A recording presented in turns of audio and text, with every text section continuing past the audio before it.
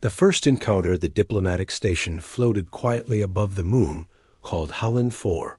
It was a peaceful place, no weapons, no warships, just clean halls, glass walls, and the soft hum of energy fields. Built to bring species together, it was a neutral ground for trade, culture, and talks. Myra walked slowly through the corridor, her long dark robe brushing the floor. Her pale blue skin shimmered under the soft white lights.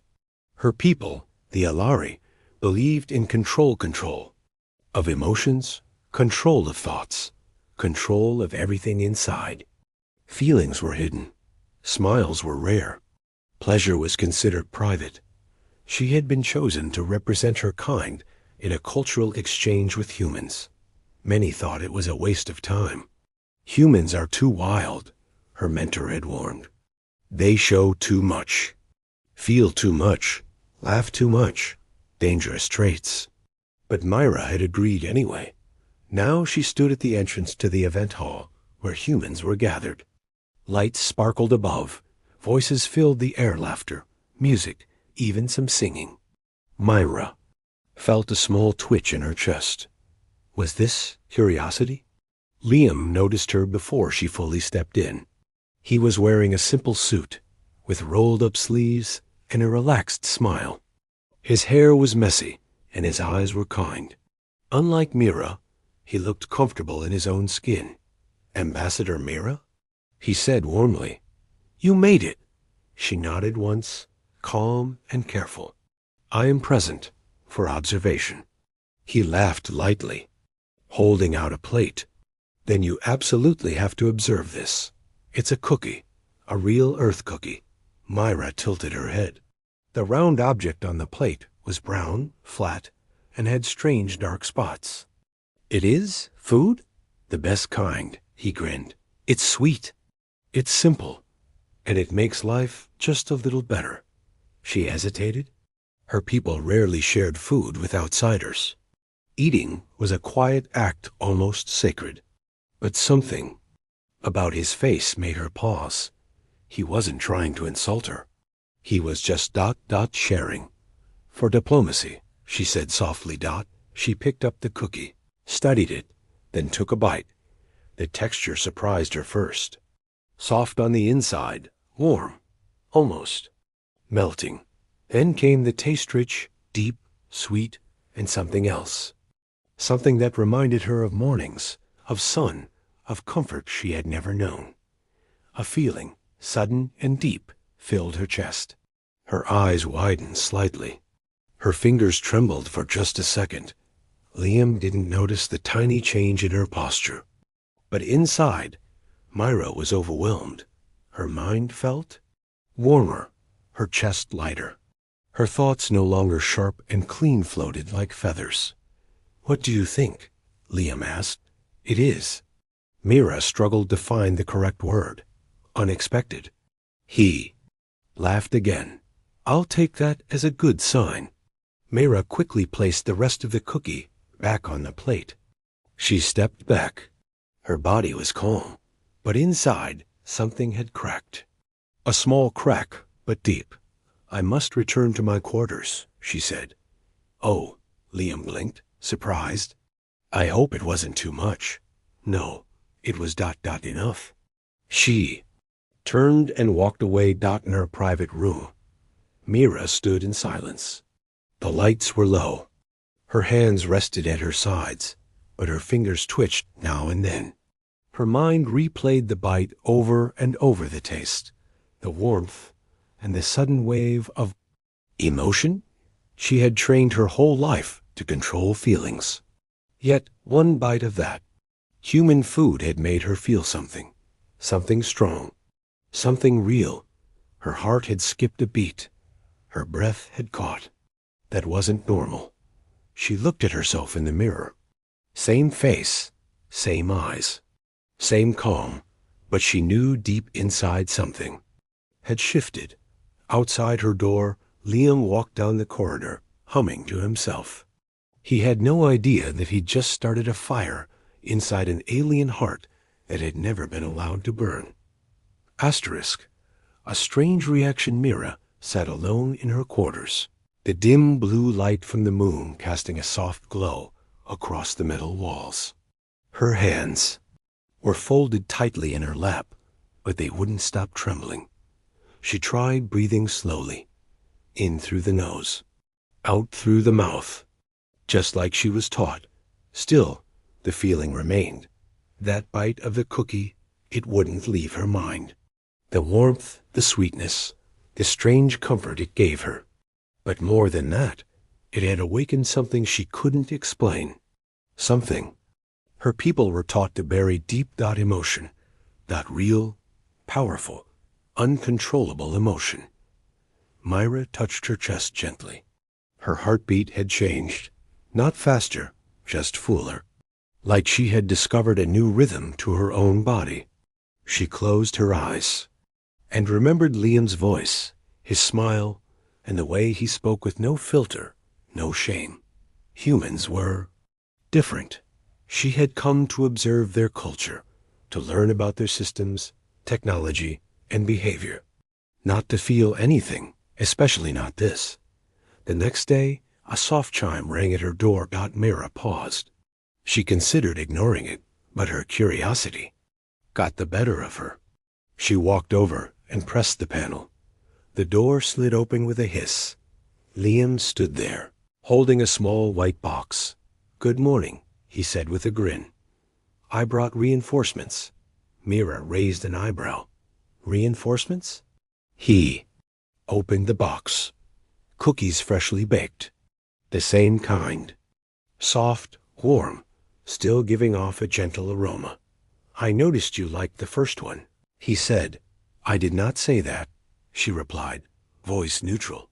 "You didn't have to." Liam winked. Myra hesitated, her fingers twitching. I'm not sure." "I should." Liam's smile faded just a little. "Is it against your customs?" "No," she admitted. "It is against me." He looked confused. "I don't understand."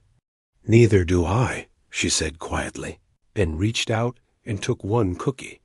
They sat together in the observation lounge, the stars slowly drifting outside the large transparent wall. Mira nibbled the cookie, slower this time. She was careful. But the moment the flavor touched her tongue, it happened again. Warmth, memory, emotion. A soft sigh escaped her lips before she caught herself. Liam didn't say anything. He just watched her. "You don't just eat these," she finally said. "You feel them," he chuckled. "That's kind of the point." Myra turned to look at him, something shifting in her eyes. "Your food carries emotion." "It does. We cook with love, pain, happiness, even grief. Food holds memory. It's comfort. It's connection. That's why we share it." Mira stared at the half-eaten cookie in her hand. "My people do not share emotions. We hide them. We call it strength." "And do you believe that?" he asked gently. She didn't answer. Later, alone again, Mira studied the cookie box. The soft paper, the perfect shapes. Such a simple thing, yet it had cracked the wall she spent her life building. She didn't want to admit it, but she was changing. Slowly. A dangerous thought crossed her mind. What if humans weren't weak for feeling? What if they were strong because of it?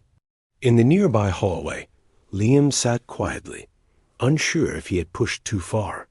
He liked Myra, not just because she was different, but because she noticed things. She asked questions, listened closely, and even when she didn't show it, he could tell she felt more than she let on. And maybe just maybe, a single cookie was enough to open a door. Learning about humans. Over the next few days, Mira spent more time around Liam. She told herself it was for study for the report she had to send back to her people. But deep inside, she knew it was something else. Something harder to name. Each visit with Liam brought new experiences. He showed her simple things. Music that had no rules. Paintings filled with color and emotion. And of course, more food. Just cookies, cakes, warm bread, honey-dipped fruit, even something called ice cream that made her eyes widen with surprise. But no matter what she tried, nothing felt like that first cookie. It wasn't just flavor. It was something deeper. Like the bite had reached inside her and lit a spark that had always been there, just buried. One day, Mira sat across from Liam. In the garden dome. Real plants grew here, earth plants. The air was filled with a sweet, green smell. Liam was playing soft music from a small device. It had no words, only piano sounds that floated through the air like a dream. Mira closed her eyes. It feels sad. Yeah, Liam said, nodding. Sad can be beautiful too. She opened her eyes slowly. My people don't understand this. Emotion is seen as weakness. He leaned back, thoughtful. Maybe that's because emotion isn't easy. It's hard to feel everything and still stand tall. She looked at him, quiet for a moment. That bite, that cookie, it broke something inside me. Or maybe it woke something up, Liam said gently. Later, they walked past a group of young human students training in a simulation room. The kids laughed, shouted, fell, and got back up. No one scolded them for showing emotion. No one told them to hide their feelings. Myra stood behind the glass, watching. Liam asked, "What are you thinking?" She whispered, "I don't know who I am anymore." He didn't speak. He just stood beside her. Back in her room, Mira stared at her reflection in the mirror. Her face was calm, her skin perfect, her clothes neat.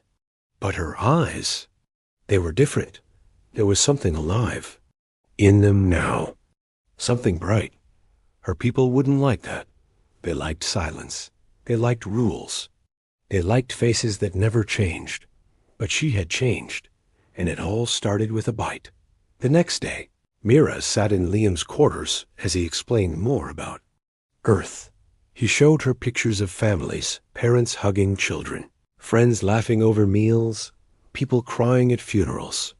These are not weaknesses, Liam said. They're proof that we're real, that we care. Myra listened carefully. You live through emotion. We live through duty. And how does that feel? He asked. She was silent. He slid something across the table, a small, flat book. Inside were old paper pages, worn and yellow. A human diary. Read this, he said. It's the life of someone who never held back what they felt, even when it hurt. She opened the first page and began reading slowly. A girl's voice filled her mind. The words were raw, full of love, anger, joy, and pain, so much pain. Halfway through the first page, Myra blinked. Her vision was blurry. She was crying, for the first time in her life. She set the book down and looked at Liam. Why are you doing this? He smiled softly. Because I think you want to feel more than you're allowed to. Her voice shook. I don't know how to stop it. You don't have to stop it, he said. You just have to let it in. That night, Myra stood alone. On the balcony of the station, looking at the stars, she pressed her hand against her chest.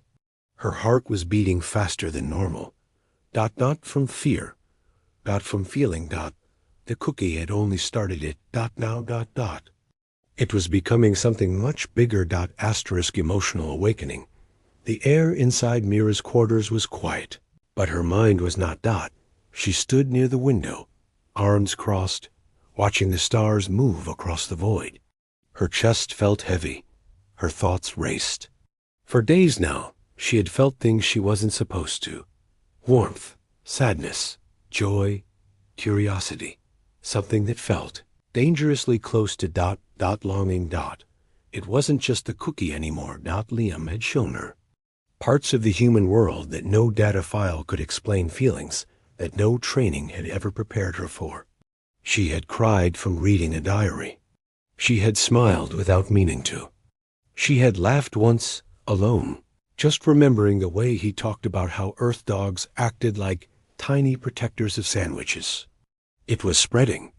The next morning, Mira entered the common area of the station where other delegates gathered. Her people, the Alari, stood in a small group, calm and serious as always.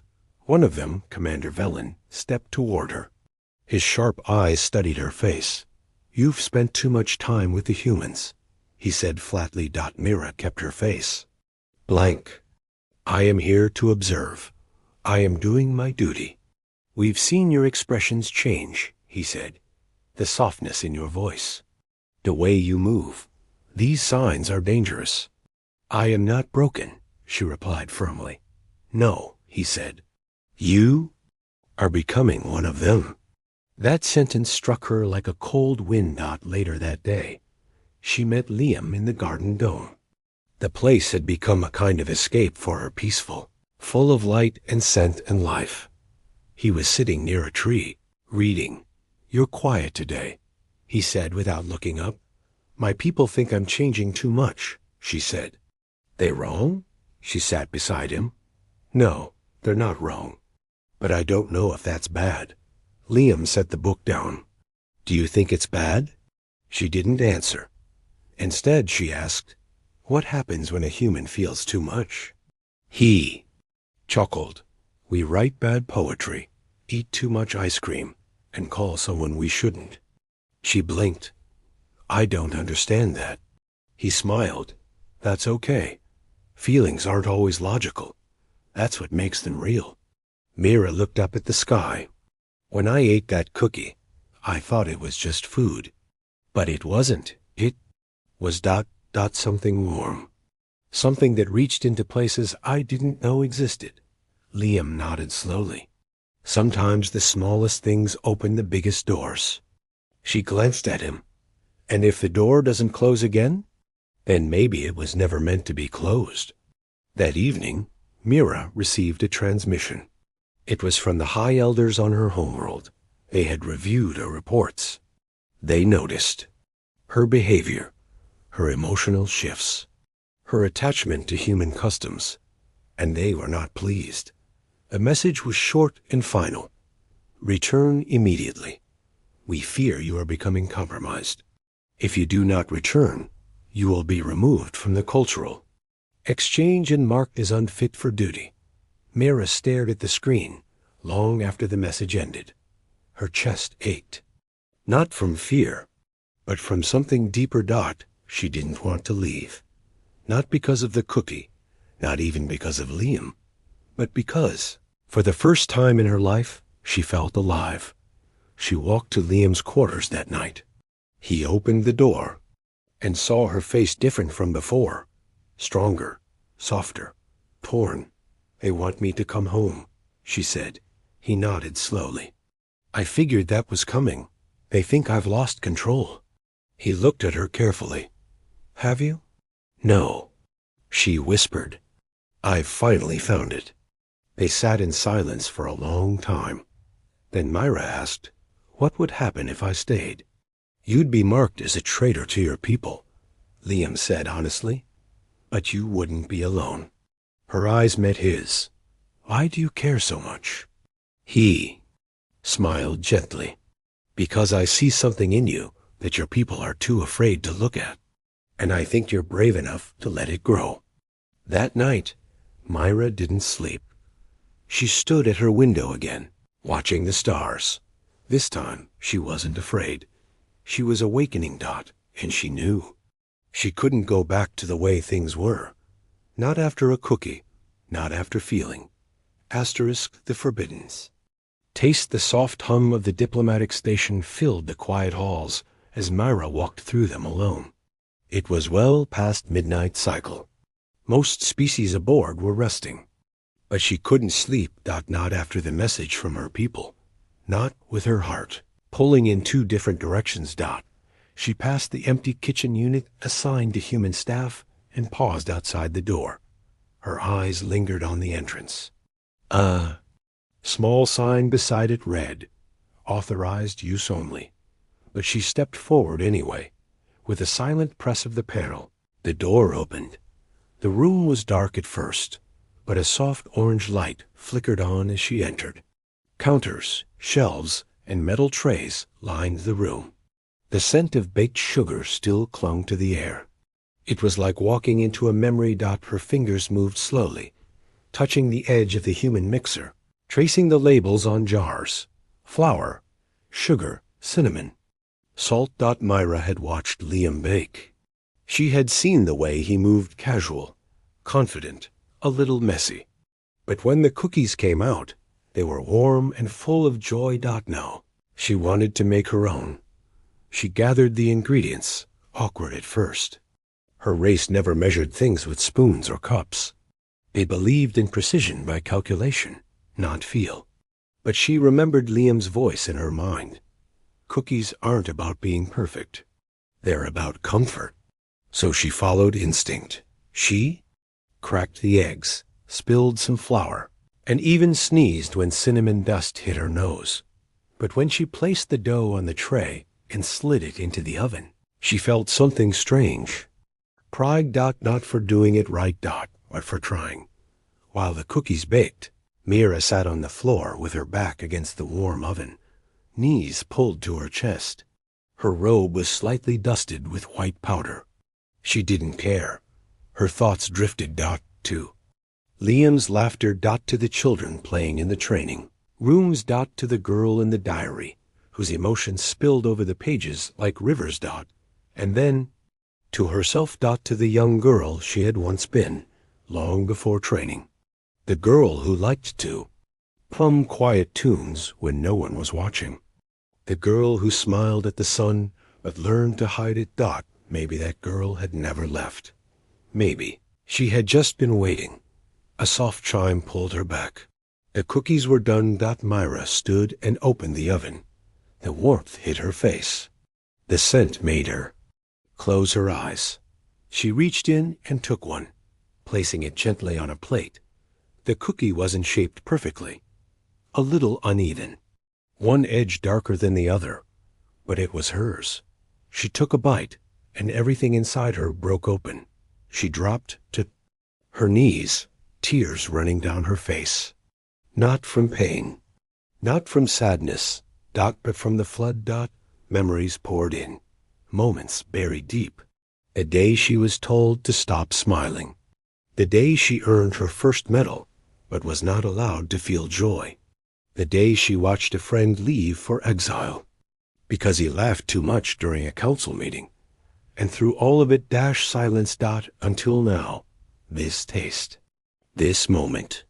It was her freedom. She cried openly, loudly, without shame. And when the tears slowed, she sat quietly, breathing deep. She looked at the half-eaten cookie in her hand. It wasn't the cookie, she whispered. It was me. Behind her, the door opened. Liam stood there, stunned. He had followed the scent out of curiosity, not expecting this. Mira turned slowly, her eyes wet but shining. I wanted to make my own, she said softly. Liam walked closer. You did. She held the plate out to him. He took a bite. It wasn't perfect, but it was real. He looked at her and smiled. You're not just learning about humans anymore, Myra. You're learning about yourself. She nodded. And for the first time in her life, she smiled without hiding it. Asterisk. A choice made the next morning. The station buzzed with quiet tension. Mira stood in front of a large circular mirror in her room, brushing flour from her robe. Her eyes looked clear now, not blank like before, but full of something bright, something alive. A message blinked on her wall screen. Final. Directive. Return to Elari Prime within 1 cycle or face exile. Your emotional instability has been logged. You are no longer suitable for diplomatic duty. No greetings, no kind words. Just orders. She stared at the words for a long time. Then slowly, she pressed delete. The council chamber of the station was grand but silent. Species from across the stars sat in a wide ring, tall, small, scaled, furred. Her own people sat straight-backed, eyes cold. Commander Velen was at the center, flanked by other Elari officials. Mira walked into the chamber, head high. There were whispers. Some stared at her robes, still slightly wrinkled, dusted faintly from baking. Others noticed the change in her expression. Liam was seated in the gallery, watching her quietly. Valen rose. Myra, you were summoned home. Why have you not complied? She didn't rush to answer. Instead, she stepped into the center and turned slowly to face everyone. When I was a child, she began. I smiled at the sunrise. Murmurs stirred. I was told it was childish. I was told to hide joy, sadness, even wonder. I was told that emotions were dangerous. She looked up, her voice steady. But here, among the humans, I felt something I never knew I needed. Warmth, taste, feeling, truth. Velen stood again. You speak of emotional surrender as if it is enlightenment. I speak of life, she replied. One of the other delegates, from a feline-like race, leaned forward. What changed you? Myra smiled gently. A cookie. Laughter rippled around the room. Some laughed mockingly, others curiously. Valen's voice turned sharp. You shame your name and your people. No, Myra said softly. I honor who I am, for the first time. She turned toward the council. I will not return. I choose to remain here. Valen's face darkened. Then you are no longer one of us. She nodded. So be it. Outside the chamber, Liam waited as Myra stepped out. He stood. You did it. She breathed deeply. I was afraid, but not anymore. He handed her something wrapped in cloth. She unwrapped it, another cookie. But this one was slightly burnt on one side and shaped like a star. Try baking, he said, sheepish. It's not easy. She took a bite. It was rough, uneven, but filled with something strong. It tastes like courage, she said. Later that evening, Mira walked into the quiet corner of the station's learning center. A few Elari stood there, lower ranks, younger ones. They looked at her carefully. One of them asked, Is it true? You refused the elders? Yes, she said calmly. Another whispered, And you cried in the kitchen? I did. The first one stepped closer. What did it feel like? Mira didn't answer right away. She reached into a pouch and handed the girl a wrapped cookie. Try it, she said, and then ask yourself what you feel.